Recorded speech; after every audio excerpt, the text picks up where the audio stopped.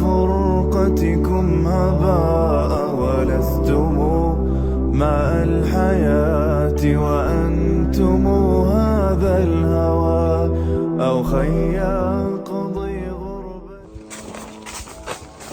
بسم الله الرحمن الرحيم والصلاة والسلام على رسول الله.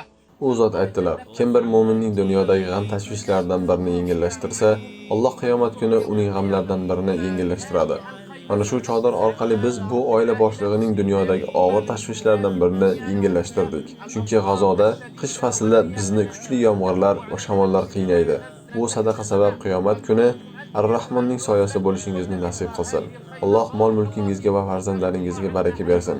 Hamda qilgan ihsonlaringizning o'rnini yaxshisi bilan to'ldirsin. Allohga hamdlar bo'lsin.